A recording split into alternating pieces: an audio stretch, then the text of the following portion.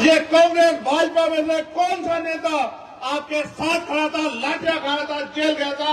आप अपने मन से पूछ के बताओ। क्या इनका रिश्ता आपसे सिर्फ वोट का ही है? आपने देखा नहीं, आपने भाजपा को हराने के लिए, भाजपा के लिए जो लाठियां आपकी पीठ पे डाली, उनसे बचने के लिए आपने कांग्रेस को वोट दिया। लेकिन 1.5 साल में कांग्रेस के लोग कांग्रेस पार्टी को तोड़ के और भारतीय जनता पार्टी में शामिल हो गए। जो पार्टी अपने विधायक नहीं रोक पाई, अपने विधायकों की रक्षा नहीं कर पाई, वो आपकी रक्षा कर लेगी क्या? बताओ। जो अपने ताकतवर, देखो उनके लोग झूठे थे, उनके लोग लालची थे, वो लोग भागे, जनता नहीं भागी। जनता ने तो तय किया था कि भाजपा की का ढक्कन बंद करना, और आपने करके भी दिखाया। लेकिन मुझे ये बताओ मेरे लोगों, वो अपने स्वार्थ में चले गए, इससे आपको क्या मिला? कुछ मिला? और आप उनसे उम्मीद क्यों करते हो कि वो आपको कुछ देंगे? अगर वो इतने अच्छे होते, आप ये सोचो और इतिहास को याद करो, वो इतने अच्छे होते तो बाबा साहब अम्बेडकर को अपने 4 बच्चे कुर्बान करने पड़ते। अगर वो इतने अच्छे होते तो बाबा साहब अम्बेडकर को पार्टी बनानी पड़ती, बाबा साहब अम्बेडकर को घर घर जाके लोगों को जागरूक करना पड़ता। और वो इतने अच्छे थे तो भारतीय संविधान से पहले उन्होंने हमारे अधिकारों की लड़ाई क्यों नहीं लड़ी? मेरे लोगों अपने मन से पूछ के देख। जो जुर्म, जाति, अन्य अत्याचार और अधिकार विहीन रहे आप लोग। आपको पढ़ने का अधिकार नहीं था, आपको घूमने की आजादी नहीं थी, आपको खेती किसानी करने की आजादी नहीं थी, आपको विदेश जाने की आजादी नहीं थी, आपको मकान बनाने की आजादी नहीं थी, आपको उद्योग धंधे करने की आजादी नहीं थी। आपके बीच से एक आदमी खड़ा हुआ जिनको हम बाबा साहब अम्बेडकर के रूप में जानते हैं, और उनसे पहले छत्रपति साहू जी महाराज, जो कुर्मी कुल के थे, कुर्मी, गुर्जर, मराठा एक ही कुल है पूरा। छत्रपति साहू जी महाराज ने 1902 में आरक्षण की व्यवस्था की। उससे पहले डॉक्टर बाबा साहब अम्बेडकर ने, जिनको गुरु माना, राष्ट्रपिता ज्योतिबा फूले ने, उन्होंने और उनकी पत्नी ने तमाम तरह के अपमान सहे और हमें हमारे पैरों पे खड़ा करने के लिए 18 स्कूल खोले। मेरे लोगों, जब मैं आया, मुझे आगे हमारे नौजवान भी मिले। मैं आपसे भी पूछ रहा हूं और अपने दिल पे हाथ रख के गवाही देना। आप 12 फरवरी को जुटे थे मेरे साथ भोपाल में, और हमने अपना मांग पत्र सौंपा था सरकार को। आपके पास लाखों की भीड़ थी, लेकिन वोट की शक्ति उस समय नहीं थी, चुनाव नहीं था। आपके पास एमपी एमएलए नहीं थे, उन्होंने आपकी बात को नजरअंदाज कर दिया। आपको समझ आया कि लाखों की भीड़ भी कुछ नहीं कर सकती है। लेकिन अगर सोचो, आपके 10 एमएलए यहां होते तो मैं इस सरकार के गले में हाथ डाल के आपके सारे काम करवा देता। अभी मुझे हमारे लोग मिले, कह रहे भैया मान सम्मान नहीं मिल रहा है। आप मुझे जवाब देना मेरे लोगों, जो मिशन का काम करते हैं वो मान सम्मान की परवाह करते हैं क्या? आप मुझे अपने मन से बताओ, कोई ऐसा महापुरुष बताओ जिसने अपमान ना सहा और अपमान सह के इस लड़ाई को ना लड़ा। एक बताओ, क्या बाबा साहब अम्बेडकर ने अपमान नहीं सहा? तमाम तरह की प्रतिभा होने के बावजूद भी अपमान सहते रहे, आरोप प्रत्यारोप सहते रहे। जब बाबा साहब अम्बेडकर अपने समाज को जगाने के लिए काम कर रहे थे, लोग कहते हैं अंग्रेजों के एजेंट हैं। जब मान्यवर काशीराम साहब क्लास 1 के अफसर अपनी नौकरी छोड़कर इस काम को कर रहे थे, तो लोग उन्हें, कांग्रेस बीजेपी के लोग कहते हैं सीआईए के एजेंट है। और आज अगर आप काम कर रहे हो तो आपके बीच में कुछ बिकाऊ टाइप के लोग हैं, आपको भटकाने का काम करेंगे। मैं आपसे पूछना चाहता हूं, अपने दिल में हाथ रख के जवाब दो। आपकी तरफ जब जब अन्याय की आवाज उठी है, आपके साथ भीम आर्मी, आजाद समाज पार्टी को छोड़ के कौन खड़ा था? अपने दिल से जवाब देके बताओ, कोई था क्या? आपसे चुनावी रिश्ते रखने वाले लोग आपके बीच में आएंगे, बड़ी बड़ी सभाएं करेंगे और कहेंगे ये आपकी जाति के नेता। मैं आपसे पूछना चाहता हूं, हमारे बहुजन समाज के लोग यहां बैठे हैं, जब आपके गुर्जर समाज में 25 तारीख को अन्याय हुआ, उसके बाद एक नेता बताओ कांग्रेस बीजेपी का जो आपके पक्ष में खड़ा होकर लड़ने का काम किया, किसने? आप बताओ। आप ये समझते हो जाति से नेता होता है? नहीं, वो सिर्फ अपनी पार्टी के सच्चे सिपाही हैं, आपके समाज के सिपाही नहीं है। उनको अपनी पार्टी के लिए समर्पित रहना है, समाज से उनका कोई लेना देना नहीं। जो समाज के लिए समर्पित है वो यहां बैठे हैं। मैं मानता हूं रविंद्र भाटी को कि वो हॉस्पिटल में थे, मुझसे कहा कि नहीं चलेंगे, अगर जिसे जान चली जाए, लेकिन समाज के मान सम्मान की लड़ाई 12 फरवरी को चलेंगे। ये 12 फरवरी नहीं, कौन सितंबर का था? अक्टूबर को। और मैं कह रहा हूं कि मर जाओगे, भाटी कह रहे नहीं मरूं या जीऊं, लेकिन मरूंगा भी अपनों के बीच और जीऊंगा भी अपनों के बीच, अब देखिए चलेंगे। भूपेंद्र कराड़ा आम आदमी पार्टी में थे। मैंने इनसे पूछा क्यों भाई तुम्हारे समाज के लोगों की खाल उतारी जा रही है, तुम आम आदमी पार्टी का झंडा उठा अपने नेता कहो बोले। जब इन्होंने कहा बोलो तो उन्होंने कहा तुम जातिवादी हो, तुम गुजरों की बात कर रहे हो, निकलो हमारी पार्टी से। एक सेकंड नहीं लगाई, भूपेंद्र ने कहा ये रखिए आपकी पार्टी, अगर मेरे समाज की बात आएगी और मैं उनकी लड़ाई नहीं लड़ता कमजोर वर्गों की, ऐसी पार्टी का कोई मतलब नहीं, मैं पार्टी को ठोकर मारता। हमारे लोगों को भले मैं समझता हूं उनके मन में होगा कि मैंने भूपेंद्र को यहां क्यों मौका दिया, उसका कारण मान्यवर काशीराम साहब कहते थे जिनका नेता नहीं होता उनका कुछ नहीं होता, जिनका दल नहीं होता उनमें बल नहीं होता, जिनके पास बल नहीं होता उनकी समस्याओं का हल नहीं होता। मैं मानता हूं कि भूपेंद्र यहां मजबूत है, आपकी आवाज बनेगा, आपके सामने खड़े होगा, कल आपकी तरफ कोई जुल्म होगा ये सीना तान के खड़ा होगा अपने भाइयों की रक्षा के लिए, इसलिए मैंने भूपेंद्र को मौका दिया। यहां हमने 100 से ज्यादा प्रत्याशी लड़ाए और उन 100 में से 70 प्रत्याशी हमने अपनी पार्टी संगठन के कार्यकर्ताओं को लड़ाया। 10-20 लोग ऐसे भी चाहिए जो इस समाज की पहरेदारी कर सके और इस समाज में एकता बना सके। हम एकजुट हुए बगैर इनका मुकाबला नहीं कर सकते। आप राम खिलाड़ी जी को भूल गए हो क्या बताओ? एक समय था राम खिलाड़ी जी का नाम था और राम खिलाड़ी जी हर कमजोर के आवाज थे, लेकिन उस राम खिलाड़ी को क्या मिला आपके आवाज आपकी लड़ाई लड़ने पे? उनकी हत्या की गई और हत्यारे बेखौफ होकर घूम रहे हैं। और दशरथ भाई यहां बैठे अभी मुझसे कह रहे थे पता नहीं भाई कौन सी गोली मुझे कहां से आके लगेगी। मैंने कहा दशरथ याद रखना ये धरती लाल हो जाएगी अगर तुम्हारी तरफ आंख उठी, ये तुम्हारे भाई का वचन है, इस बात को याद रखना। ये लड़ाई स्वाभिमान सम्मान की है। यहां इस सभा में मेरे वो भी साथी बैठे हैं जो इस लड़ाई को 25 सितंबर वाली को लड़े और मैं उनको देख रहा हूं, वो छिपे छिपे बैठे हैं। उनके घर में बुलडोजर ले जा खड़ा किया गया, उन पर 5-5 हजार का इनाम रखा जाने, बहुत बड़ा अपराध कर दिया। और आप ये देखो अपराध सिर्फ ये है कि वो अपने समाज को खड़ा करने का प्रयास कर रहे हैं। ये मेरे लोगों मेरी बात पे गौर करो, ये लोकतंत्र में ये मौका मेरे नौजवान साथियों 5 साल में दोबारा तुम्हें 5 साल बाद मिलेगा, तुम तय करो। अगर तुम चूक गए, गलती कर दी, तुमने पहले भी वोट दी है, ये बहन बेटी हमारा सम्मान, यहां बैठी मैं इनका धन्यवाद करूंगा माओ बहनों का। लेकिन आप ये सोचो अगर इस देश में बहन बेटियों का अपमान होता है, जुल्म जाती होती है, इसके जिम्मेदार हम लोग, हम नालायक लोगों को, गैर जिम्मेदार लोगों को वोट देकर ताकत देते हैं, वो लोग अपने चंद पैसों में अपने जमीन को बेच देते हैं। अगर यहां वास्तविकता में आपके बीच के लोग आगे बढ़ेंगे तो आप बताओ डीएमएसएसपी किसका होता है? मुझे बताओ। डीएमएसएसपी उसका होता है, इसकी सरकार होती है। अगर यहां आपका आदमी ताकतवर होगा तो क्या कोई डीएमएसएसपी आपके लोगों की हत्या करवा देगा या आपके लोगों की हत्या में शामिल व्यक्ति को बचा लेगा? क्या किसी बहन बेटी का अपमान होगा? देश को इतिहास को पढ़ो, 50,000 महिलाओं के साथ रेप हत्या होती है, आपकी बच्चियां, वो बच्चियां सोचते हो कभी तो हमारे लोग खड़े होंगे, कभी तो हमारे लोग हमारी पीड़ा को देखेंगे। ये उम्मीद करते हो कोई तो मसीहा जन्मेगा, कोई मसीहा वापस नहीं आएगा, आपको अपने पैरों पे इस लड़ाई को लड़ना पड़ेगा। एक तरफ 15 दिन के लिए, 15 दिन भी नहीं बचे, 10-11 दिन है, एक तरफ 10-11 दिन के लिए लोग शराब, मिठाई, पैसे लेके, कपड़े लेके आपके बीच आएंगे, आपको कहेंगे बेच दो। मैं ये पूछना चाहता हूं, माननीय काशीराम साहब ने कहा था कि वोट की रक्षा बहन बेटी की रक्षा की तरह करनी है, क्या हम लोग बेचने वाले लोग हैं? अगर बेचने वाले लोग हो तो फिर मुझसे मैं तुमसे कोई शिकायत नहीं करूंगा। और स्वाभिमानी लोग हो तो आपसे कहूंगा कि आज के बाद घर सोना मत जाके मेरे लोगों, जितने फोन हो, दोस्त हो, रिश्तेदार हो, सबको कहना कि बहुत हुआ हमें सबको देखते हुए इस बार हमें आजाद समाज पार्टी के प्रत्याशियों को मौका देना है और एक एक वोट केतली के चुनाव निशान पर डाल के देखो। आज आपका दल छोटा है, आज आपकी लोग मजाक बनाएंगे और कोई मानेगा भी नहीं कि आपका दल आगे बढ़ेगा। लेकिन आप ये सोचो, जब आप कोई पौधा लगाते छोटा ही तो होता है। पेड़ लगाया आपने, पेड़ लगाया है, बताओ इतना बड़ा पेड़ लगता है, छोटा पेड़ लगता है, बताओ।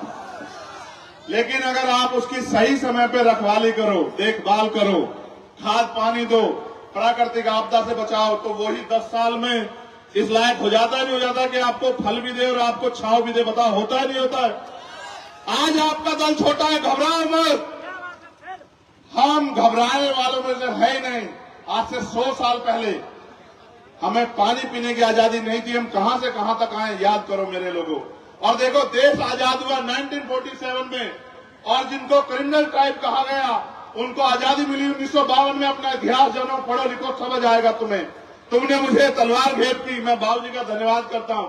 आप बताओ, इस तलवार से मैं कौन सी लड़ाई जीत सकता हूं, बताओ। राजतंत्र में युद्ध होते थे, राजा महाराजा दोनों तरफ से लड़ते थे, सेना जाती थी, हाथी घोड़ों पे युद्ध होते थे, बंदूकें तलवारें चलती थी, तोप चलती थी, और तलवार के दम पर राज लिया जाता था। आज के राजतंत्र लोकतंत्र है। इस तलवार से ज्यादा तुम मेरे कैसे अंगूठा दबा देना, फिर देखना तुम्हारी तरफ उठने वाली हर एक आंख को उसी दिन जवाब मिल जाएगा कि आज के बाद ये कष्टीय समाज अन्याय अत्याचार नहीं सहे। देखो, मैं तुमसे कलम की ताकत मांग रहा हूं, तलवार की ताकत नहीं मांग रहा हूं। एक तरफ ये है, एक तरफ ये। आप तय करो कि मुझे कौन सी ताकत देना चाहते हो। अगर तुमने ये ताकत मुझे दी और इतनी ताकत दे दी कि ये कलम मेरे हाथ से चल जाए, तो मैं लिख के देता हूं, विरोधियों के 20-20 एमएलए और हमारा एक एमएलए अगर भारी नहीं पड़ा, तब आप मुझे बताना। जिस दिन इस कलम में ताकत होगी, आपको रोजगार के लिए दूसरे प्रदेश में नहीं जाना पड़ेगा। जिस दिन इस कलम में ताकत होगी, हमारी माओ बहनों को अपने घर चलाने के लिए उधार पैसा नहीं लेना पड़ेगा किसी को। हमारी बच्चों को पढ़ने के लिए जमीन नहीं रखनी पड़ेगी, उनके माता पिता गिरवी। उनकी शादियों के लिए किसी साहूकार से कर्जा नहीं लेना पड़ेगा। हमारे नौजवान भाइयों को पढ़ने के लिए कोई लोन नहीं लेना पड़ेगा। जिस दिन हम पे ताकत होगी, सबको सस्ती शिक्षा, बेहतर से बेहतर, जैसी विदेशों में मिलती है, सबको सस्ती शिक्षा। क्योंकि बाबा साहब कहते थे कि शिक्षा हथियार है, इस हथियार से आगे बढ़ना है। सबके गरीबों के लिए अच्छे से अच्छा इलाज बहुत कम पैसों में, जिन पे जमीन नहीं उनको जमीन, और अपने आपके बीच के बेटों को जो अधिकारी कर्मचारी बन जाएंगे, रोजगार पाके उनको अधिकारी कर्मचारी बना के बिठा के उनके जरिए आपके लिए नीतियां बना के आपको आपके पैरों पे खड़ा करना है। ये लड़ाई है। दुश्मन नहीं चाहता कि आप अपने पैरों पे खड़े हो जाओ। वो हर साल आपको कहेंगे इनको रोक दो, उनको रोक दो। मैं पूछना चाहता हूं, क्या आप किसी को रोकने के लिए पैदा हुए हो? लोकतंत्र क्या किसी को हराने के लिए है? लोकतंत्र तो जीतने और जिताने के लिए है। मैं आपको एक कहानी सुनाता हूं, आपके काम आएगी। ये मुझे जब ये कह रहे थे ना, मैंने सुना। एक पुजारी जी के, पंडित जी के 2 बेटे थे। गौर करना जरा, एक का नाम था राम, दूसरे का नाम था श्याम। नौजवान बहुत गौर करें, आज तुम्हारी कहानी यहीं बैठेगी तुम्हारी विधानसभा में, ठीक है? तो राम बहुत सीधे थे, लोगों की सेवा करते, मदद करते, लोगों के काम आते। और श्याम बड़े झगड़ालू किस्म के थे। श्याम का काम था हर गरीब कमजोर को सताना, उनके साथ झगड़ा करना, उनकी जमीन कब्जा लेना, उनको परेशान करना। अब जब भी श्याम कोई मुसीबत खड़ी करता, राम आके उनको रोकता, भाई ऐसा मत करो। ये लंबे समय चलता रहा। एक समय आया 5 साल बाद चुनाव, तो राम भी चुनाव में खड़े हो गए, श्याम भी चुनाव में खड़े हो गए, और लोगों ने श्याम से बचने को राम को वोट दे दिया। अब देखो, कहानी का सार ये है कि राम जीत गए, राम भी खुश, श्याम भी खुश और पंडित जी भी खुश। समझे? राम भी खुश। अब ये बताओ, राम श्याम को नुकसान पहुंचा सकते हैं क्या? राम श्याम का कोई बुरा कर सकते हैं क्या? राम श्याम को जेल भिजवा सकते हैं क्या? तो मैंने आपको बताया कि आपने श्याम से बचने के लिए राम को ताकत दे दी। घर एक ही है दोनों का, समझ रहे हो? राम भी खुश, श्याम भी खुश और पंडित जी भी। अब आप ये तय कर लो कि इस लोकतंत्र में आप उनको खुश रखना चाहते हो या आप खुद को खुश रखना चाहते हो। आप उनको हराने के लिए उनको वोट दोगे, इससे आपके हिस्से में क्या आएगा मेरे लोगों, ये बताओ। कल उनके दरवाजे पर जाओगे, वो गेट बंद करके कहेंगे नेताजी यहां है नहीं। ऐसे लोगों को ताकत देना चाहते हो? बहुत बेवकूफ बना लिया। सदियां बीत गई और आजादी के भी 70 साल बीत गए। कहते हैं कि देश में भ्रष्टाचार है, देश में चोरी है, लूटमारी है, सारी पुलिस यहाँ है, सारी इंटेलिजेंस यहाँ है, सारी एजेंसी यहाँ है, फिर लूटपाट भ्रष्टाचारी कैसे हो रही है? सारी सब कुछ साधन आपके पास है, फिर रेप हत्या क्यों हो रही है? क्या आप पे जवाब है कि भाई इंदल गुर्जर की जो हत्या है उसका जवाब आपके पास है?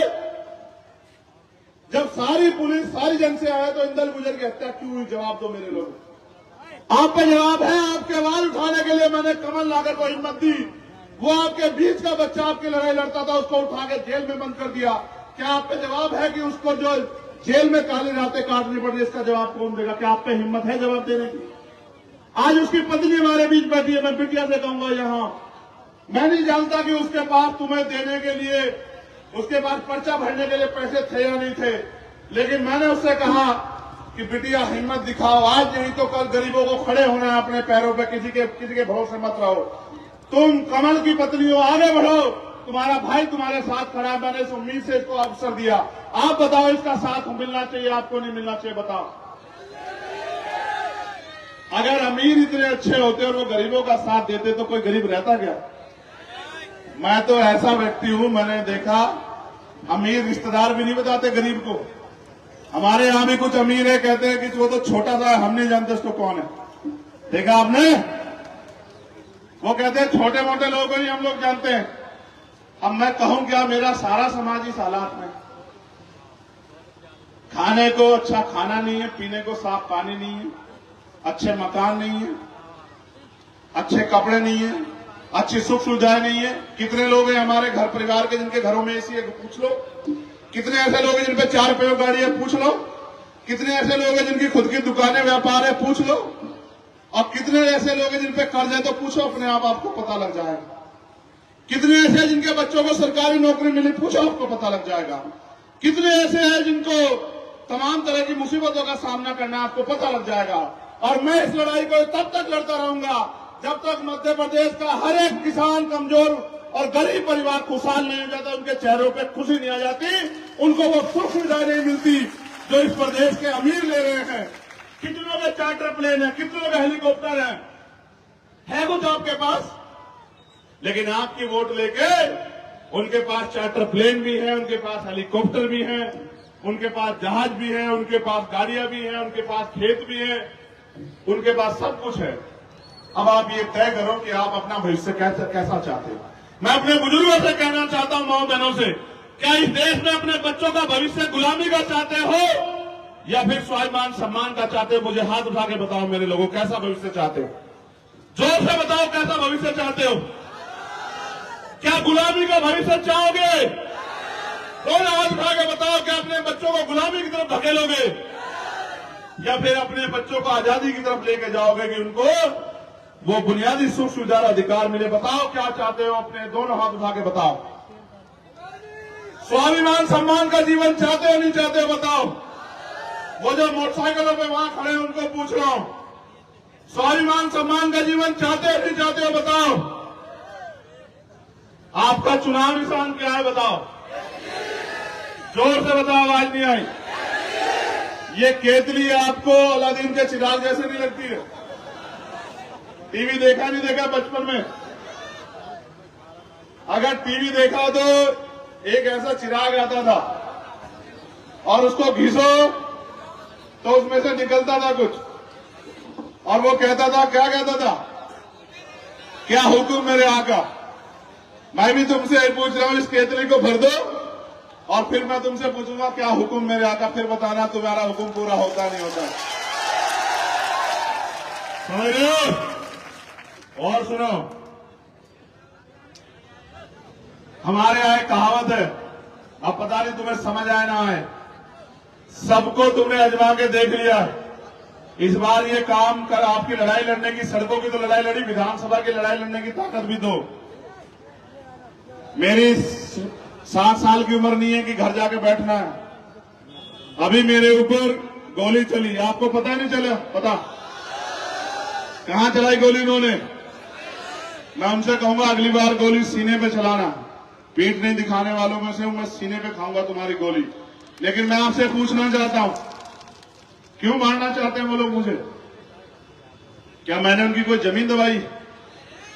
क्या मैंने उनके किसी घर पे कब्जा किया? क्या मेरा उनसे कोई झगड़ा है? उनको ये लगता है कि अगर ये खड़ा हो गया तो ये खड़े हो जाएंगे, बस ये लड़ाई है उनकी मेरी।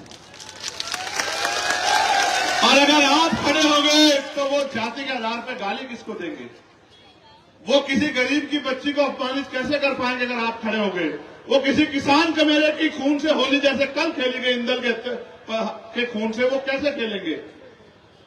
ये लड़ाई है बस। अगर मेरी लड़ाई होती तो वो मेरे पास बहुत आते हैं बैग भर भर के, मुझसे लेके रुक जाओ।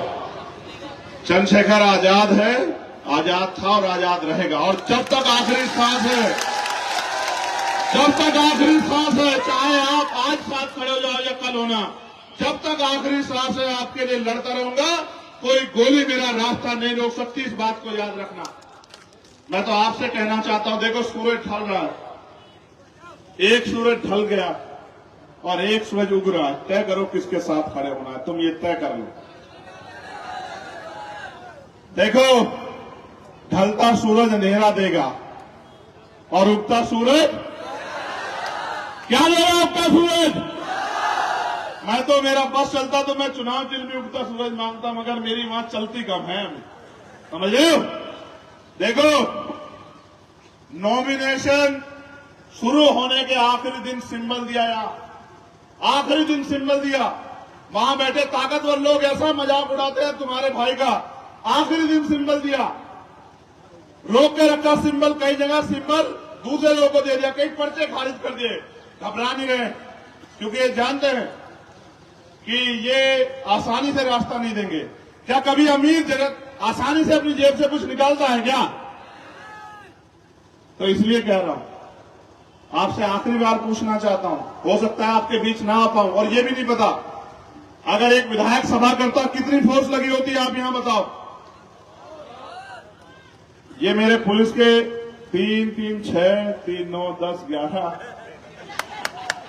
15 एक भाई लगाए, और वो भी बेचारे वहां खड़े हैं, कह रहे हैं कि सभा सुबह करके चला जाएगा। छोड़ दो, यहां इस भीड़ में कोई भी जिस तरह के हालात हैं कोई नुकसान पहुंचा सकता है, लेकिन तुम्हारी जिंदगी से किसी को फर्क नहीं पड़ता। तुम मरो या जियो, इससे कोई फर्क नहीं पड़ता। ये जिम्मेदारी तुम्हारी है। तुम ये सोचते हो ये बेचारे रक्षा करेंगे, तुम्हें करनी है रक्षा। अगर तुम चाहते हो चंद्रशेखर आजाद जिए तो अपने आप बनो सिपाही, अपने आप लो ये बागडोर हाथ में संभालो। मैं उनकी गलती नहीं निकालता, क्योंकि वो तो बेचारे सरकार के साथ चलेंगे, मगर मैं उनको भी कहना चाहता हूं, मेरे साथियों, तुम भी हमारे बीच के हो, रुक जाओ। इधर जब हमारे विधायक जीत के आएंगे और हमारे जरिए सरकार बनेगी, उस दिन मैं तुमसे बात करूंगा, याद रखो, चिंता मत करो, समय बदलेगा। ऐसा थोड़ा है कि लोकतंत्र में हमेशा कमजोर रहेंगे हम लोग, कमजोर रहोगे। ये लोकतंत्र है, कमजोर नहीं रहेंगे। जिस दिन ये कमजोर अपनी ताकत समझ गए और इकट्ठे हो गए, जैसे एकता आज यहां दिख रही है, अगर इन्होंने गांव में बना ली और ये किसी के बहकावे में नहीं आए, किसी के पैसों के लालच में नहीं पड़े, और इन्होंने स्वाभिमान सम्मान की लड़ाई लड़ी, तो मैं इसी बार दिखाऊंगा कि जो अधिकारी कर्मचारी आपको आंख दिखाते हैं, वो आपके घरों पे आके सैल्यूट मारेंगे। तुम लोगों को मेरी बात को याद रखना। जिन अधिकारी कर्मचारियों के दफ्तरों में तुम लोग घंटे खड़े रहते हो, वो तुम्हारे दरवाजे में घंटे खड़े रहेंगे कि सर बताइए क्या काम है। अभी क्या लोकतंत्र की शक्ति नहीं समझते? हम समझते हैं, हम सब समझते हैं, मगर हम ये भी समझते हैं इस अपमान को सह के हम लोग घबराते नहीं, इस अपमान को सह के हम लोग ताकत बनाते हैं।